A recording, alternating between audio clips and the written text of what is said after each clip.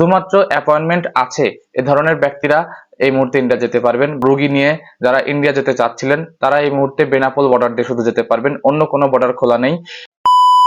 আসসালামু আলাইকুম ভিউয়ার্স, আশা করি সবাই ভালো আছেন। তো আপনারা সবাই জানেন বর্তমানে ভারতীয় ভিসার সকল কার্যক্রম বন্ধ আছে। তারা তাদের ভিএফএস সহ যাবতীয় আইব্যাক সেন্টারগুলো বন্ধ করে রেখেছে। এই মুহূর্তে ভারতে ভিসা পাওয়ার কোনো সম্ভাবনা নেই বললেই চলে। কবে নাগাদ চালু হবে সেটা কোনো নির্দিষ্ট সময় তারা বলে দেয়নি। অনির্দিষ্ট সময়ের জন্য যেহেতু বন্ধ হয়েছে সেহেতু এটা সরাসরি বলা যায় না যে কবে নাগাদ চালু হবে। আমি যতদূর খবর পেয়েছি তারা আগামী সপ্তাহ থেকে অর্থাৎ রবিবার থেকে আংশিকভাবে কিছু কাজ তারা শুরু করবে, তবে পুরোপুরি নয়। শুধুমাত্র যে কাজগুলো হবে সেগুলোর ভেতরে যাদের পাসপোর্ট ডেলিভারি দেওয়ার কথা ছিল তাদের পাসপোর্টগুলো ডেলিভারি দিয়ে দেবে, যাদের ফিঙ্গার নেওয়ার কথা ছিল তাদের ফিঙ্গার নেওয়ার সম্ভাবনা অনেকটাই কম। তবে আরেকটি বিষয়, যাদের মেডিকেল ভিসা, যাদের ইমিডিয়েট ভিসা দরকার অর্থাৎ যাদের খুব ইমার্জেন্সি পেশেন্ট নিয়ে ইন্ডিয়া যেতে হবে তাদের ভিসাগুলো তারা ইমিডিয়েট দিয়ে দেবে।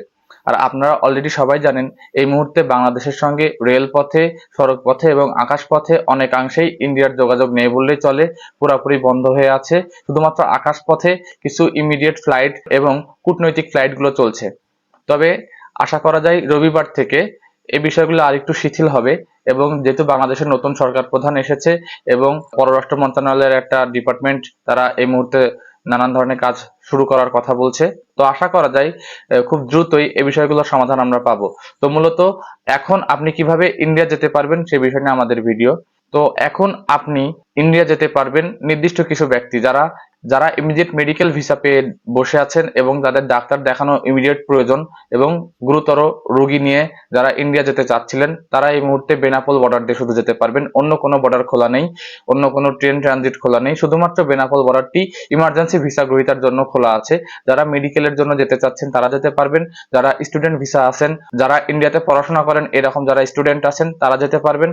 আর আরেকটি বিষয় খোলা আছে, যারা ডাবল এন্ট্রি ভিসা করেছেন ইন্ডিয়াতে কোনো এম্বাসি অথবা ভিএফএস ফেস করার জন্য যাবেন, শুধুমাত্র অ্যাপয়েন্টমেন্ট আছে এ ধরনের ব্যক্তিরা এই মুহূর্তে ইন্ডিয়া যেতে পারবেন বেনাপোল বর্ডার দিয়ে। আমি আবার বলছি, শুধুমাত্র বেনাপোল বর্ডার খোলা আছে, অন্য কোনো বর্ডার খোলা নেই। আপনি অন্য কোনো দিক দিয়ে ইন্ডিয়া এই মুহূর্তে যেতে পারবেন না। শুধুমাত্র ইমিডিয়েট ভিসা সংযুক্তকারী যেমন মেডিকেল ভিসা, স্টুডেন্ট ভিসা এবং ডাবল এন্ট্রি ভিসা, অবশ্যই সেটা ডকুমেন্ট থাকতে হবে, প্রুভড ডকুমেন্ট যে আপনি এই কাজের জন্য যাবেন। শুধুমাত্র ইমিডিয়েট ভিসাগুলো দিয়ে আপনারা এই মুহূর্তে ইন্ডিয়া যেতে পারবেন। তারপরেও অনেক চেকিং এবং কড়াকড়ি প্রশ্ন জিজ্ঞাসার মাধ্যমে আপনাদের বেনাপোল বর্ডারগুলো ক্রস করতে হবে। তো আশা করি বুঝতে পেরেছেন।